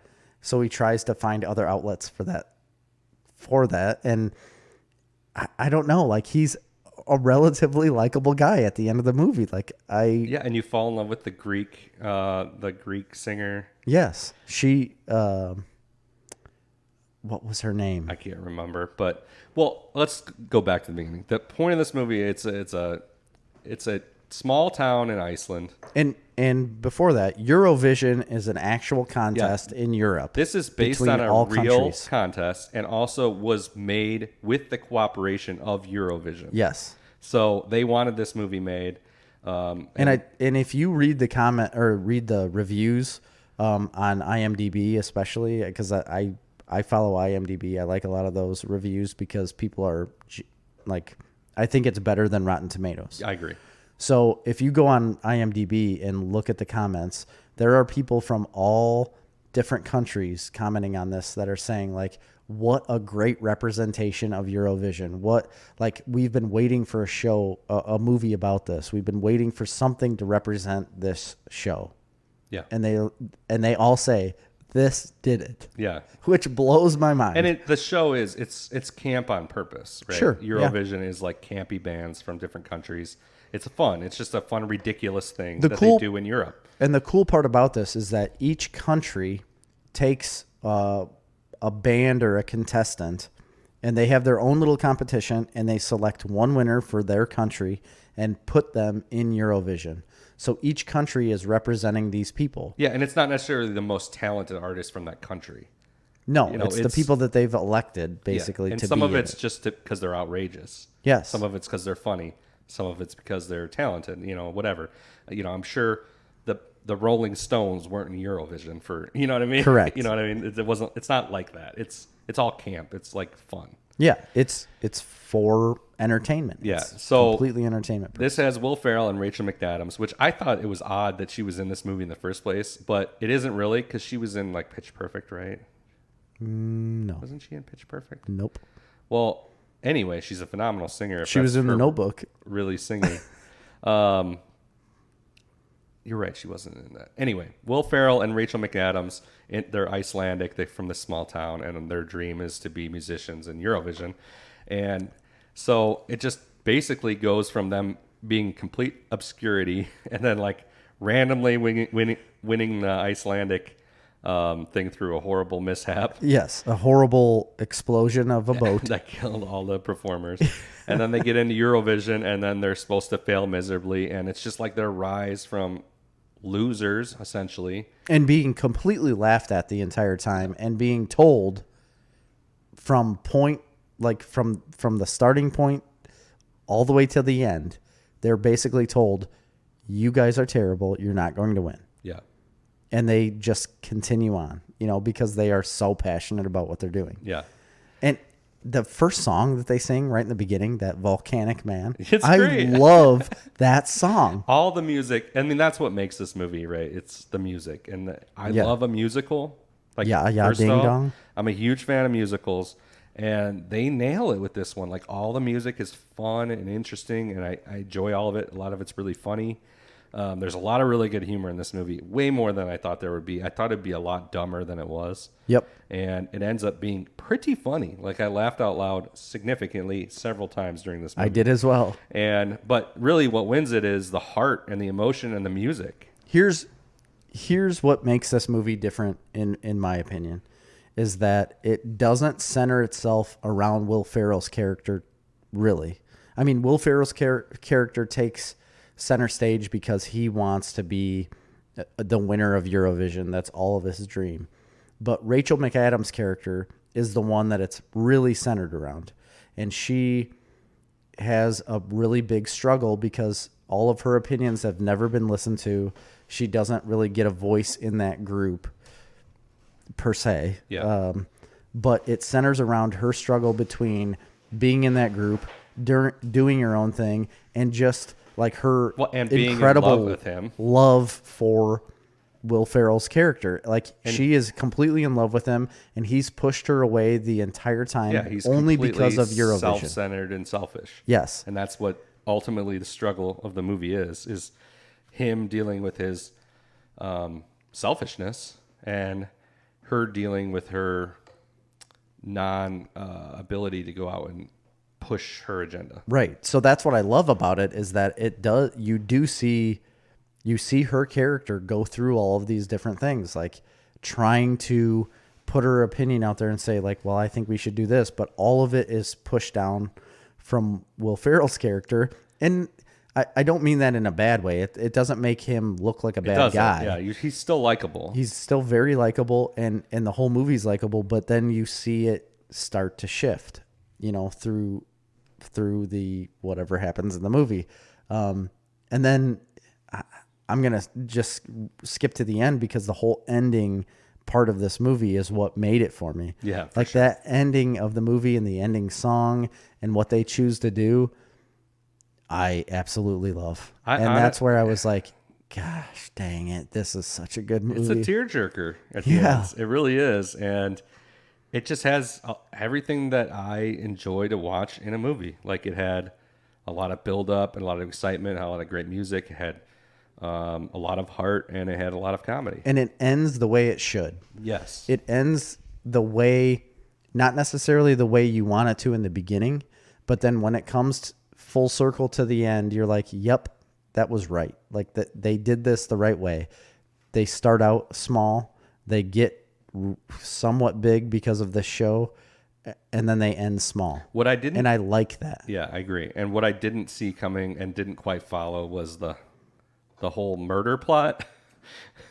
That came out of nowhere. Yeah, I must have missed that early on. It's because of the elves. Yeah, the elves, I thought that was funny. Actually, I thought that was a good touch, but I didn't catch what was going on there, and I feel like a little bit detracted.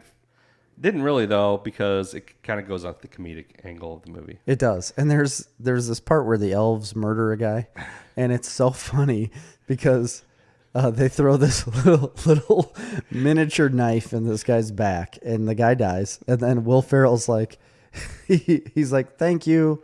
I'm just going to set this here now. He's like, I'm just going to put your knife down right here. You can have it back if you want for murder purposes. It's so funny. He's funny in it. He's very good. And Will Ferrell's wife is Swedish. Oh, and really? They go to Sweden every single year in the summer. They spend the entire summer in Sweden. I found this out because I get in a rabbit hole of things and started looking into it.